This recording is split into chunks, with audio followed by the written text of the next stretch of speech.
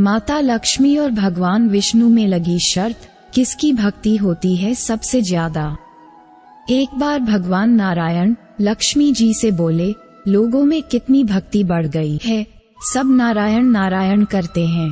तो लक्ष्मी जी बोली, आपको पाने के लिए नहीं, मुझे पाने के लिए भक्ति बढ़ गई है।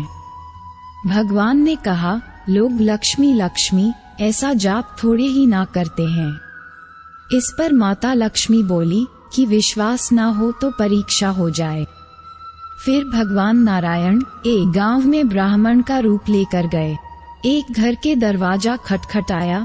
घर के यजमान ने दरवाजा खोलकर पूछा, कहाँ के हैं? भगवान बोले, हम तुम्हारे नगर में भगवान का कथा कीर्तन करना चाहते हैं। यजमान बोले, ठीक है महाराज, जब तक कथा होगी आप मेरे घर में रहना। गांव के कुछ लोग इकट्ठा हो गए और सब तैयारी कर दी। पहले दिन कुछ लोग आए। अब भगवान स्वयं कथा कर रहे थे तो संगत बढ़ी। दूसरे और तीसरे दिन और भी भीड़ हो गई। भगवान खुश हो गए कि कितनी भक्ति है लोगों में। लक्ष्मी माता ने सोचा, अब देखा जाए कि क्या चल रहा है। लक्ष्मी माता ने बूढ़ी माता का रूप लिया और उस नगर में पहुंची। एक महिला ताला बंद करके कथा में जा रही थी कि माता उसके द्वार पर पहुंची और बोली, बेटी जरा पानी पिला दें।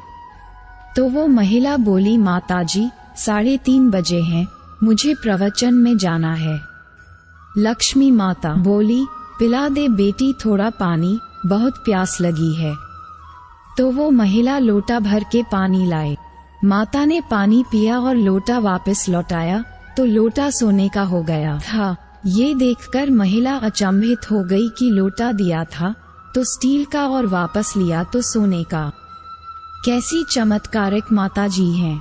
अब तो वो महिला हाथ जोड़कर कहने लगी कि माताजी आपको भूख भी लगी होगी, खाना खा लीजिए। ये सोचा कि खाना खाएगी तो थाली, कटोरी, चम्मच, गिलास आदि भी सोने के हो जाएंगे। माता लक्ष्मी बोली, तुम जाओ बेटी, तुम्हारा प्रवचन का टाइम हो गया। वह महिला प्रवचन में आई तो सही, लेकिन आसपास की महिलाओं को सारी बात बताई। अब महिलाएं ये बात सुनकर चल रही सत्संग में से उठकर चली गईं। अगले दिन से कथा में लोगों की संख्या कम हो गई। तो भगवान ने पूछा कि लोगों की संख्या कैसे कम हो गई। किसी ने कहा, एक चमत्कारिक माताजी आई है नगर में, जिसके घर दूध पीती हैं तो गिलास सोने का हो जाता है, थाली में रोटी सब्जी खाती हैं तो थाली सोने की हो जाती है। उसके कारण लोग प्रवचन में नहीं आते। भगवान नारायण समझ गए कि लक्ष्मी जी का आगमन हो चुका है। इतनी बात सुनते ही देखा कि जो यजमान सेठ जी थे वो भी उठ खड़े हो गए और तुरंत खिसक गए। पहुँचे माता लक्ष्मी जी के पास और बोले, माता मैं तो भगवान की कथा का आयोजन कर रहा था और आपने मेरे घर को ही छोड़ दिया। माता लक्ष्मी बोली, तुम्हारे घर में तो मैं सबसे पहले आने वाली थी, लेकिन तुमने अपने घर में जिस कथाकार को ठहराया है वो चला जाए तभी तो मैं आऊं। सेठ जी बोले, बस इतनी सी बात, अभी उनको धर्मशाला में कमरा दिलवा देता हूँ। जैसे ही भगवान कथा करके घर आए तो सेठ जी बोले, महाराज आप अपना बिस्तर बांधो, आपकी व्यवस्था अब से धर्मशाला में कर दी है। महाराज बोले, अभी तो 2-3 दिन बचे हैं कथा के, यहीं रहने दो। सेठ बोले, नहीं नहीं जल्दी जाओ, मैं कुछ नहीं सुनने वाला, किसी और मेहमान को ठहराना है। इतने में लक्ष्मी जी आई और सेठ जी से कहा कि सेठ जी आप थोड़ा बाहर जाओ, मैं इनसे निपट लूं। माता लक्ष्मी जी भगवान से बोली, प्रभु अब तो मान गए न?